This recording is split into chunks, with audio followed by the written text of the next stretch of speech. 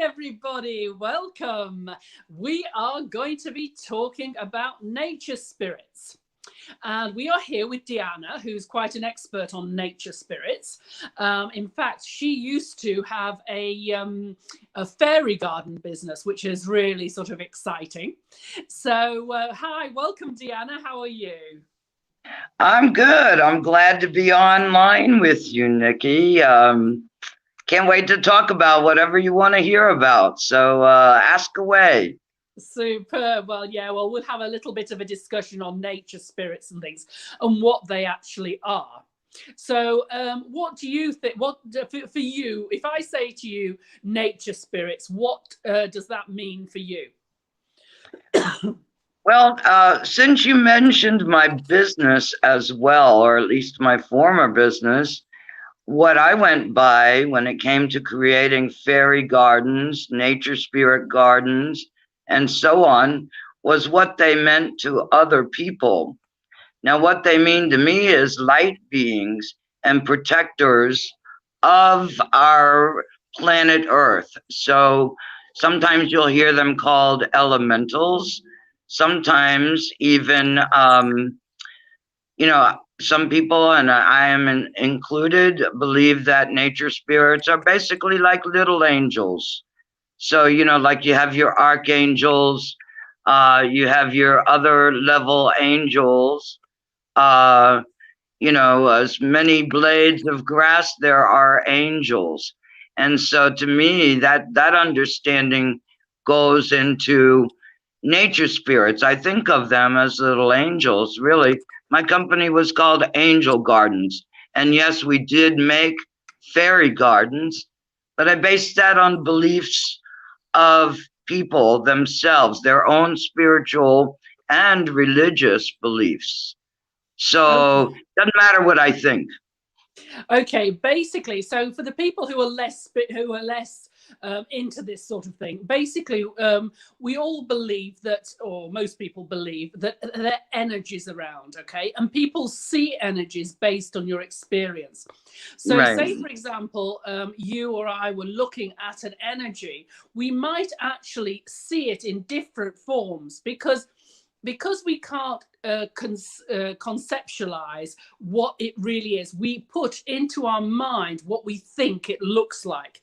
So for some people, we have things like, that we have fairies that look like fairies. And we have other things that look like gnomes because that's how we imagine them to be. And so when we see them in nature, that's what they are. So basically, what we're talking about today is that it depends on your level, what things mean to you, these nature spirits. So let's say you go out in nature. One of the differences is that you can almost, well, some people can feel, but even if you can't feel, you can understand that there is a different sort of atmosphere in a place which is open, which has got lots of grass, which has got lots of trees, which has got lots of sort of open spaces and nature. Okay, now for more spiritual people, this atmosphere is derived from the energies of the different spirits and what some people call nature spirits.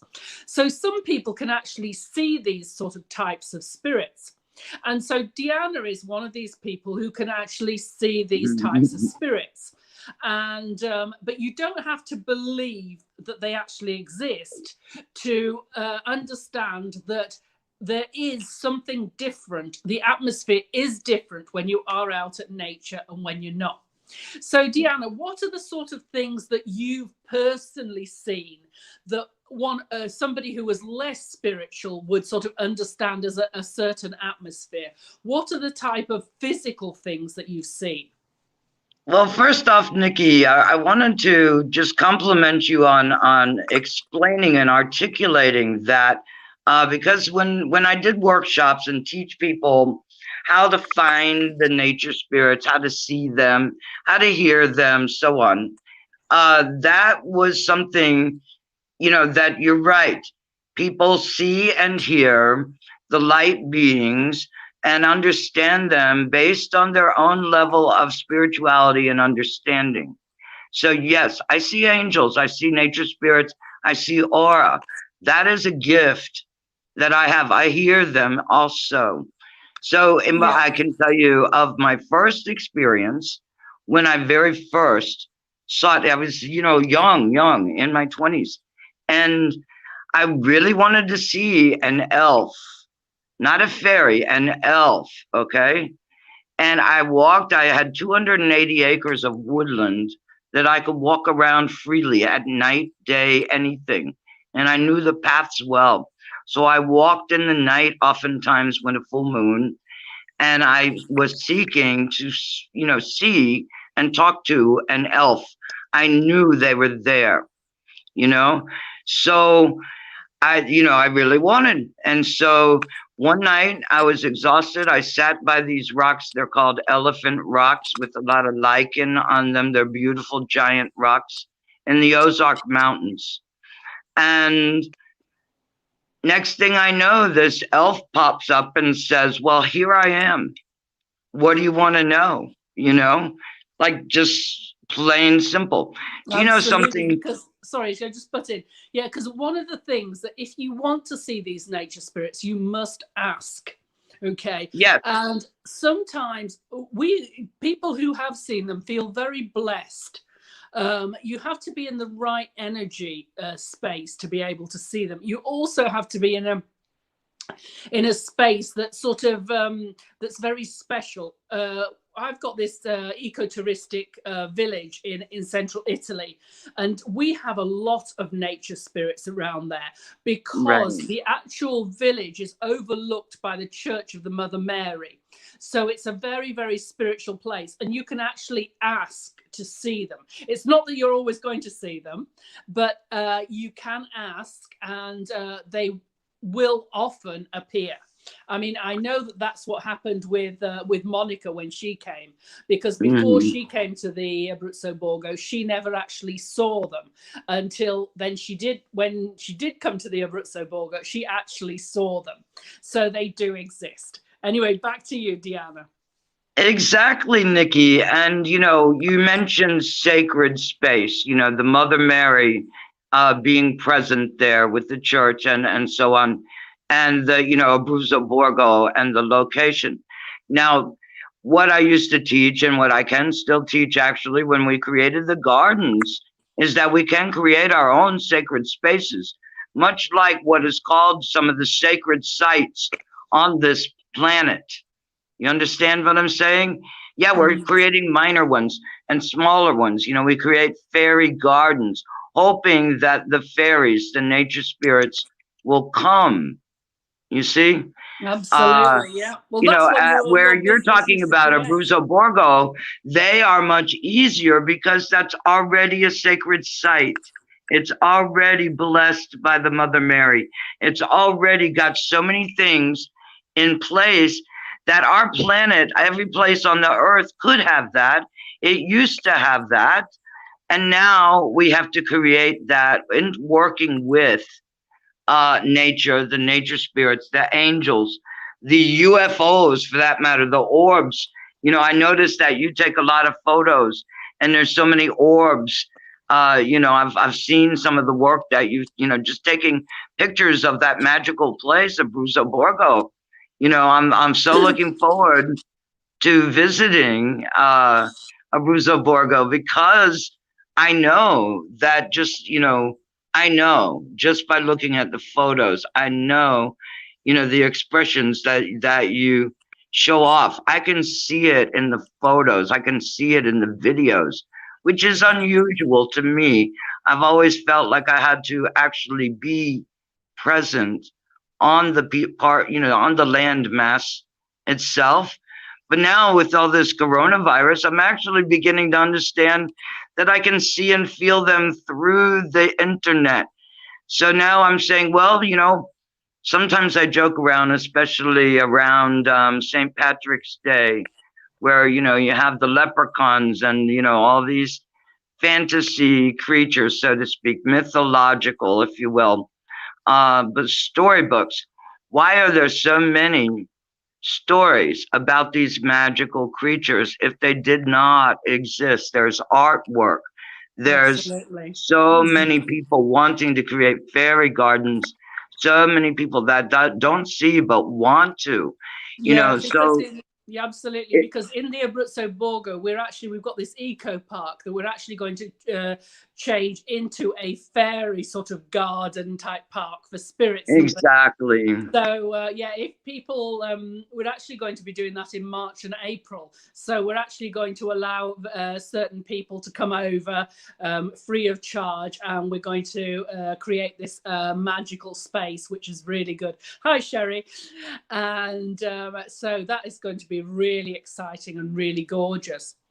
That is very exciting. Yeah. Another thing I just want to touch on is that at the Abruzzo Borgo, we've actually got these beautiful olive trees. We've actually got 400 of them. And what we're doing at the moment is that we are asking people to sponsor them. And if they sponsor them for 22 euros, I mean, it's normally 99. If you go and have a look on the net, you'll see loads of them for 99. But so that people can start understanding and knowing a bit about the Abruzzo Borgo, we're doing this really incredible offer to be able so that people can sponsor an olive tree. And what happens is that you actually get your name on the tree, you actually get the olive oil from the tree, and you also get some organic herbs from the garden and also olive leaf tea. So it's a really great thing. So the actual link is above. So that's spiritualawakeningscircle.com/spiritual olive tree.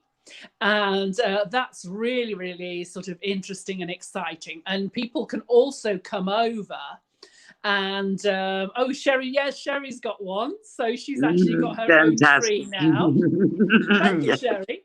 And if you are able to come over in February, March, you can actually do the pruning on the trees. And if you want to, and you can, and obviously if COVID permitting, in next October, November, you can actually do the olive harvest with us. So that's really exciting. So that's our new thing. And because the olive trees are actually in direct line from the Church of the Mother Mary, obviously you can imagine what the energy is like in the olives and the olive oil. So that's quite cool. Absolutely. So that's thank you, Nikki. And I just wanted to mention how much I support that effort and really want to promote it as I'm curating the Nature Spirit Day. I'd like to make it like a telethon where we, try to get everyone on, at a certain moment to start adopting the trees, right? Naming the trees. Absolutely. And yeah, that'd be cool. I don't know how many there are, but I wholeheartedly adopt them all. Okay. In my heart right now, I'm adopting every one of them. And so, let's make it so. Okay. Absolutely. Well, that's why we're so unique here. We actually have a very special place. Lots of people do lots of spiritual things, but we've got this very original place that nobody else in the whole world has got. Exactly. And it's also overlooked by the Church of the Mother Mary. So that's really exciting. Absolutely. But, DeAnna, is the last thing, anything else you would like to say before we close? Oh, I just want to encourage people to continue to interact on Nature Spirit Day and every other day with the Abruzzo Borgo and the Spiritual Awakening Circle. And let's have fun together. Adopt those olive trees, folks. I really want to, you talk about certain months of the year. Yes, I want to be there for the oils. I want to be there for the herbs. I'm going to be there for the harvest. I'm going to be there to help you create that fairy garden, COVID permitted, of course. But, I support every bit of that. And, in terms of my heart, in terms of my money, we will back it up. And my whole family's going to have a treat. What's really important is that we all work together to create this incredible space where people can really learn. We can all help each other. And having this incredible spiritual space is so important because it can bring a lot of people together. So I'm just really, really excited, you know, about being able to not only create this group, but be able to create this village in which people can really, really be helped both by spirit, universe, everything. And it's just so wonderful to be part of this creation. And I'm just so excited to have you guys along as well. So that's absolutely wonderful. Okay, well, DeAnna, thanks so much for talking about our our olive trees and our nature spirits, because it's Nature Spirit Day today, which is Saturday. So take care, everybody, and thank you again, DeAnna. Thank you, Nikki. Bye.